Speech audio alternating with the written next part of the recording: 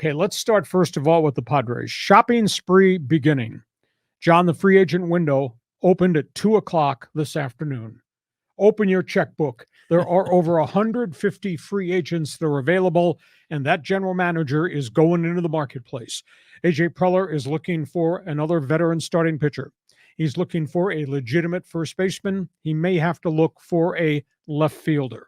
Now, we know the Padres had a total of 9 guys who could potentially become free agents. They have bought out the contract of Will Myers. Unless he's willing to take a pay cut, he will not be back. They paid him $1 million, did not pick up the $20 million option.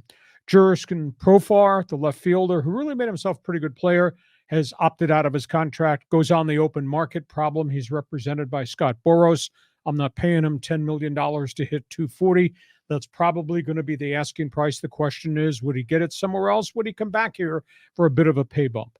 The bigger surprise to me is Robert Suarez, the pitcher that they rescued from Venezuela, Mexico, and Japan. What an unbelievable first season he had. He opted out after earning $5 million. He's going to get a payday somewhere. Would he consider coming back? Because I think the Padres would overpay to keep him. The question is, how much bigger pay raise do they have to get with him? Padres have approximately $28 million in budget space, John, to be able to sign guys, either taking on contracts and trades or signing free agents from the outside. There's about 150 to 160 free agents who are on the market at 2 o'clock Thursday afternoon when the free agent window opened. So the big question then becomes, what does A.J. Preller do with the roster? Now, I've been told from agents that I link with, the Padres are interested in White Sox, Dodgers, Arizona left fielder A.J. Pollock. That's a pretty good ball player, everyday ball player, wants to be on the field type ball player. The question is, at what price? Could you get him for $10 million? Maybe. If he asks for 15, do you want to do that? I don't think so. A.J. Pollock is out there on the market. Another guy, Mitch Haniger, did not have his option picked up by Seattle. He's had a lot of injuries. Big right fielder, hits with some power, can play different positions, kind of a vested veteran guy. Price tag, somewhere between 10 and 13 million, might be a guy that they're going to talk to. Trey Mancini is quite a story. Oriole guy. Did very well for parts of seasons with Baltimore, fought back from cancer. Cancer survivor, really was comeback player of the year last year. Wound up going to the Houston Astros, got hurt, hardly played at all, not really part of the World Series. Astros did not pick up the option in his contract. So those are 3 guys with major league credentials that they're looking at. The other name to keep out there, and you just have to connect the dots, what the Padres have done in Japan. His name is Kodai Senga. He's a 30-year-old right-handed pitcher, kind of a late developer, softback Hawks. He has just filed for free agency to come here. Does not have to be posted. He can sign a contract without going through the Japanese posting formula. His record is 104-51. He had a 1.94 ERA this past season in Japan. Because the Padres have had success, and because they got Yu Darvish, and because they got Ha-Seong Kim, maybe that's a connection for move them to the front of the line. Now, the Cubs are interested. The Angels are interested. The Mariners, who have a great history with Japanese players, are interested too. That pitcher, Senga, might be the bargain acquisition.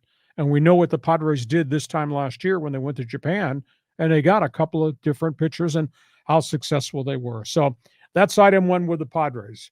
Briefly, Dodgers decision coming on third baseman Justin Turner. Not going to pick up the $16 million option. We're going to give him the $2 million buyout, then would go back to him and negotiate a restructured down contract. I think they're going to re-sign Justin Turner.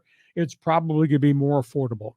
On Friday, they probably are going to make the qualifying offer, $19,600,000 to Clayton Kershaw to keep him. After that, we don't know about Cody Bellinger.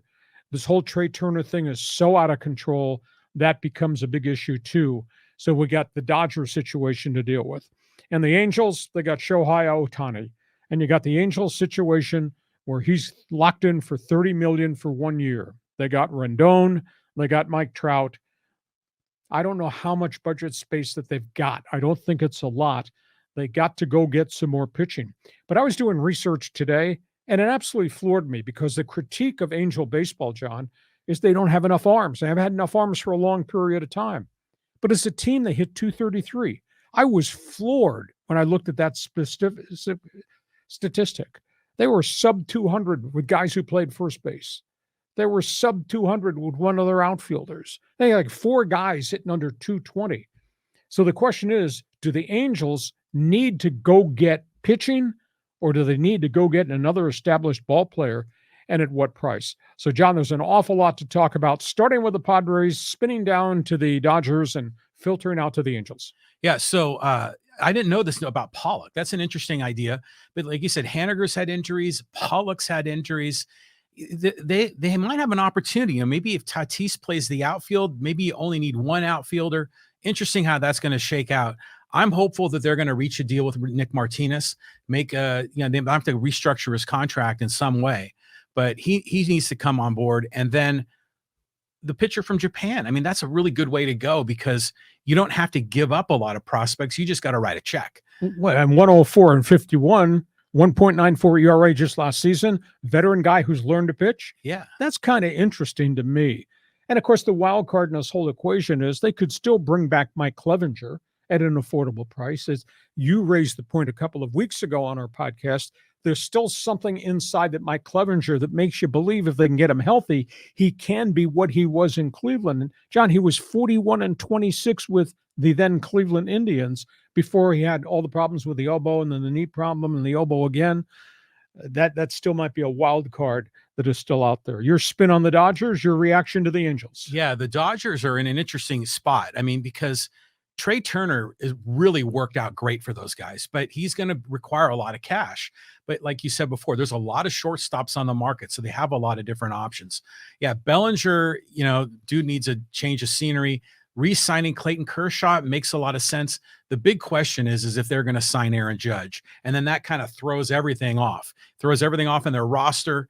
When we talked about Mookie maybe even playing second base if Judge comes on board, or does Judge end up going to the Giants? And then there's a lot of possibilities there, but I think it has to start with the Judge transaction. The Angels, geez, it's hopeless. I mean, they've got 3 great guys. The rest of the roster is pretty shaky. Their team is for sale. So they're not going to really start reinvesting in the team, are they, when they're on the market? Usually teams, when they are for sale, they strip the roster down and get the payroll so they can show some profitability, right? Well, so I don't know what they're going to do. The agent representing Ohtani said at the general managers meetings yesterday in Las Vegas, they're willing to talk to the Angels about an extension right now. Maybe they withhold till they get through the winter baseball meetings and see if Perry Masnasian, the new general manager, actually imports another bat or imports a frontline guy. Keep the name Noah Syndergaard and keep the name Jacob deGrom out front and center. If they could add one of those guys, if they could get deGrom, that would make a huge change for the Angels, and maybe you start looking at them a little bit differently. And like I said, I was stunned to see they had a 233 team batting average. They did hit home runs. Their pitching to me hasn't been dominant. But that being said, if you brought deGrom in the front door to go with Ohtani at 1 and 2 in the rotation, and they got all the other young guys, Reed Detmers and Sandoval and Suarez, then maybe you got enough. Maybe they can flip this thing quicker than anybody else imagines. Okay,